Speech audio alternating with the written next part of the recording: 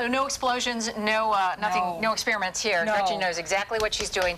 Exactly what I'm doing. Now, first of all, she got this whole brownie out of the pan, and I asked her, how does that ever happen? Because I can't even get a piece out. No. You explained parchment paper. You can use parchment paper. This is parchment paper that I've cut up to use for a paper cone, but you can buy them in full sheets, like a sheet tray would be like. And you line the bottom. And you just cut it to fit either cakes or brownies, whatever size pan you're using. Yep. Just put it in, spray it with some Pam, put it down, spray some more.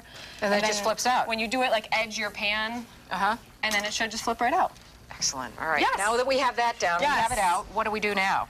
Okay, we're going to do some different shapes, because who wouldn't want star-shaped brownies at their picnic? Absolutely. Or if you're looking to maybe take it to the next level, you could add some ganache and sprinkles, which we've done here.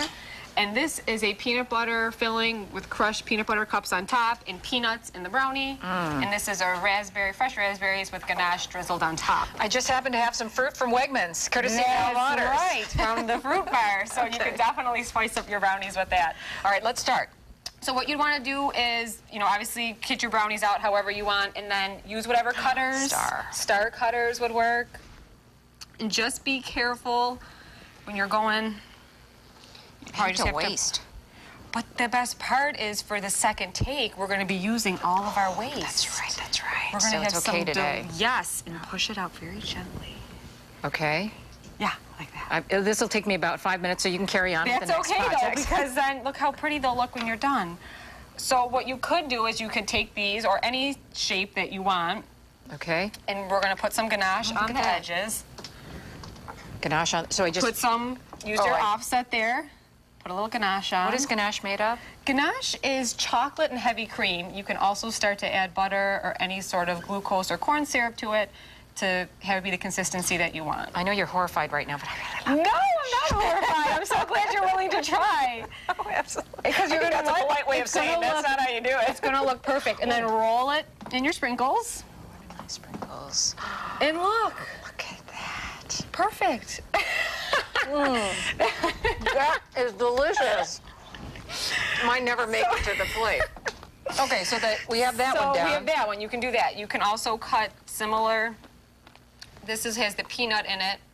So you've baked one with peanuts in it. So I baked some with peanuts in it, and I have my piping bag with a star tip, but you can use any sort of tip that you want. Okay. Piping bags are really handy to have on hand. I know they can say sometimes use a Ziploc baggie or whatever, but a lot of times they break.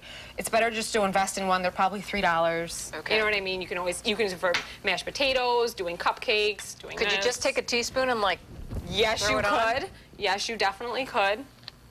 But I love piping bags. I use them all the time. That's why so I'm you're just going to put a little. I'm going to put a little filling in there, and then we're just going to pipe.